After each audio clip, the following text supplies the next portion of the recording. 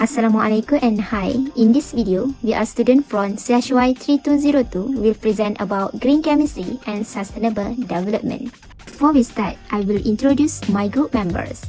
My name is AINA NAZIRAH binti DAUD with matric number 211143 and my group members are QURRATUAINI binti Rosli 212008 and IRDINA binti BADROL 210482. First and foremost, what is green chemistry? Green chemistry is the design of chemical product and process that reduce or eliminate the use or generation of hazard substance. A green chemistry is applied across the life cycle of chemical product, including its design, manufacture, use, and also the ultimate disposal. And then green chemistry is aimed to design and produce cost-competitive chemical product and process that attain the highest level of the pollution prevention hierarchy by reducing pollution at its source. And next, there are 12 principles of green chemistry as shown in this slide. And then from all these principles, I can say that the ultimate aim of green chemistry is to entirely cut down the scene of chemicals that pouring into the environment. Next, I will introduce about sustainable development. That we know that green chemistry is always related to sustainable development. What is sustainable development? It's actually the development that meets the needs of the present without compromising the ability of future generations to meet their own needs. The main goal of sustainable development is to achieve a better and more sustainable future for everyone. It is a collection of 17 SDGs or Sustainable Development Goals.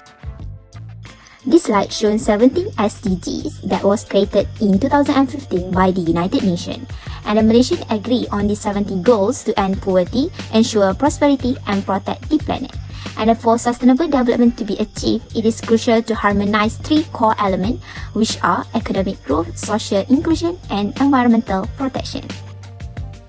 Since sustainable development had been implemented in many industries, here I stated two examples of sustainable development, which are solar energy to reduce pollution in the environment and crop rotation for improving soil fertility. There are three types of sustainable development, which are environmental, social, and economic sustainability. At environmental level, sustainability prevents nature from being used as an inexhausted source. And then for social level, sustainability can foster the development of people, community, and culture in achieving reasonable and fairly distributed quality of life. And then for economic, sustainability is focused on equal economic growth.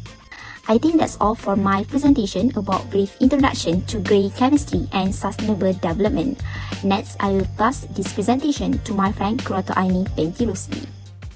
My name is QURRATUAINI binti Rosli, my matric number 212008. So I will continue to the benefits of green chemistry, which is how green chemistry will help to sustainable development. So first of all, we will go to the three parts, which is social, economic, and also environment. Okay, for the environment, next for the environment. Many chemicals end up in the environment by intentional release during use, such as pesticides by unintended release, including emission during manufacturing or by disposal. The second one will be green chemicals either degrade to innocuous products or are recovered for further use.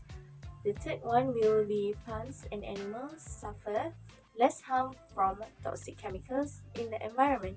For example, we must not overuse repellent. We must only apply as much as we need to provide protection. We can always reapply if needed.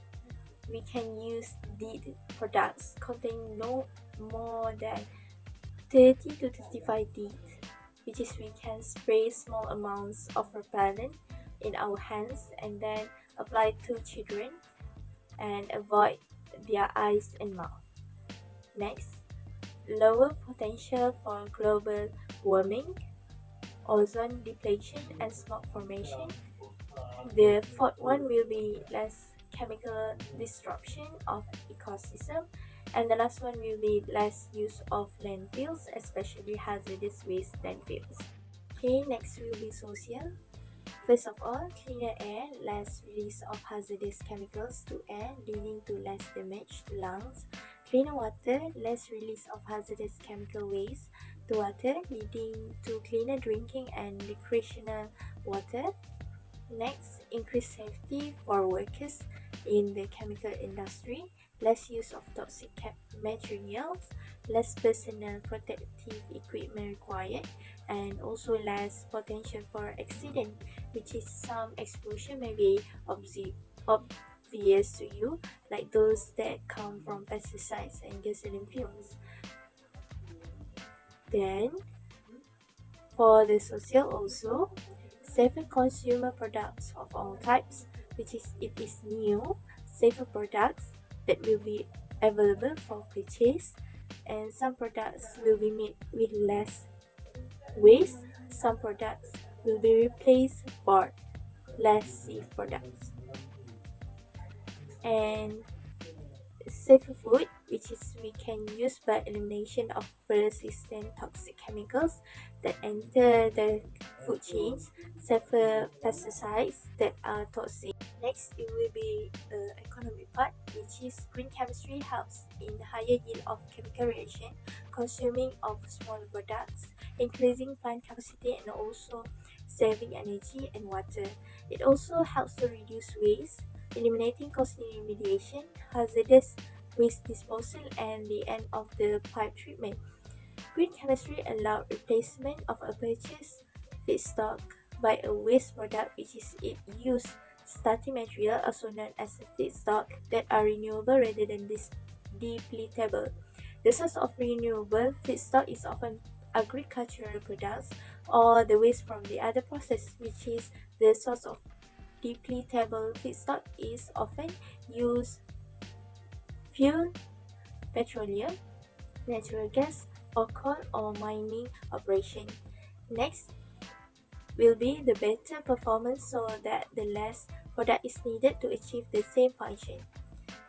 Green chemistry helps in reduced use of petroleum products, slowing their depletion and avoiding their hazard and price fluctuation. Thank you, Aini. So my name is IRDINA binti Muhammad BADROL. My metric number is 210482. So I'm going to continue my group presentation by sharing the applications of green chemistry that meet the Sustainable Development Goal (SDG). The first application is in the area of environment sustainability. In environment sustainability, there is an application named as waste prevention level, which using the metric of E factors. So E factors, E stands for environment, while factor stands for the mass of waste that produce. So basically for this campaign, the ideal E factor that we aim need to be equal to 0, which means that there is no waste that produced in the process of chemical synthesis. Hence, also in the area of environment sustainability, some countries such as Hong Kong and also United Kingdom also apply the principle of green chemistry to meet the SDG, which is Sustainable Development Goal. So, as for Hong Kong, they produce a biological process for their textile waste. Meanwhile, in United Kingdom, they applied a zero waste economic plan, which obviously can be related with the principle with the application of green chemistry to meet one of the SDG principles.